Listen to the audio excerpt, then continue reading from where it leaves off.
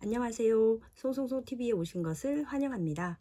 오늘은 여러분들이 궁금해하시는 영재고에 입학하려면 수학을 언제부터 준비해야 하는지 말씀드려 보도록 하겠습니다.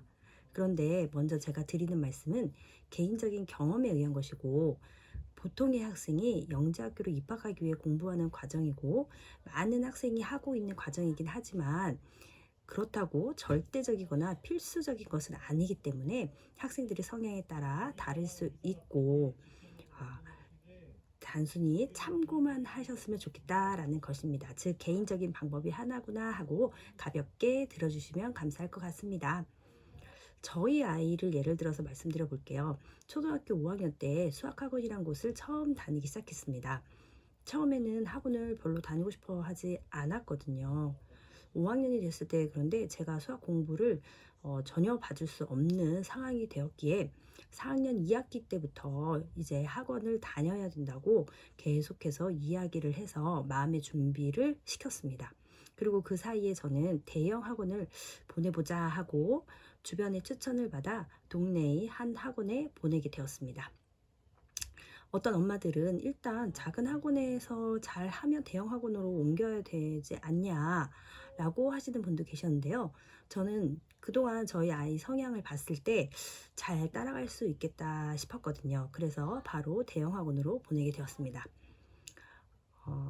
대형 학원의 좋은 점은요, 일단 입시에 대한 경험과 노하우가 엄청나더라고요. 그리고 커리큘럼이 확실하고 정확하게 짜여져 있다라는 것이었습니다. 저희 작은 아이가 그냥 동네 학원에 다녔었는데요.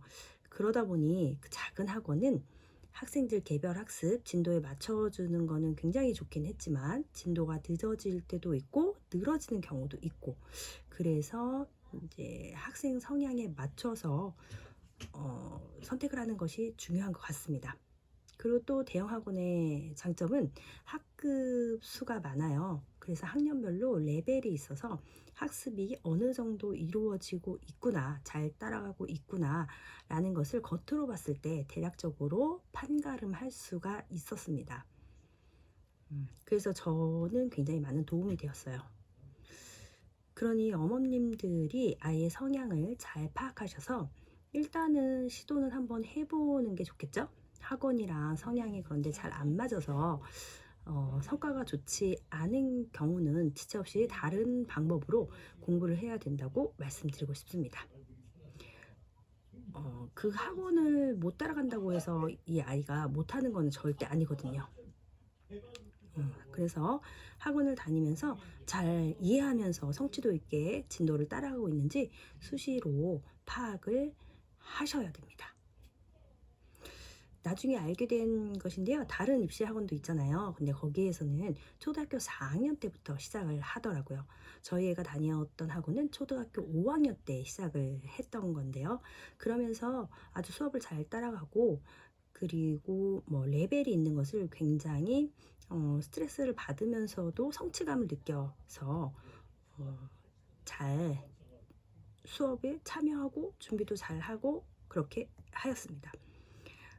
그래서 중학교생이 되니까 이제 영재 학교에 한번 준비를 해보자 라는 제안을 받게 됐고요.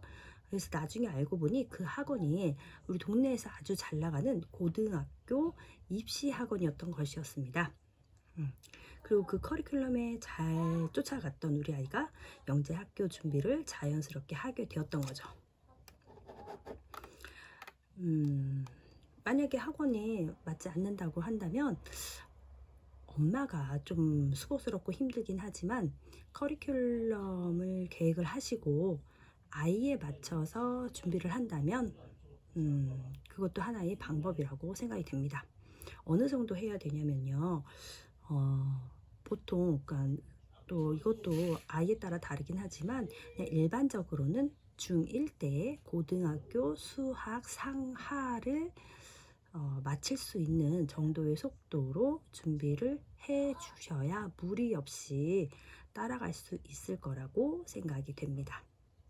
다음 시간에는요, 영어 공부를 어떻게 시작해야 되는지 한번 말씀드려 보도록 하겠습니다. 감사합니다. 계속해서 저의 정보를 받아보시고 싶으신 분은 구독과 좋아요 부탁드립니다.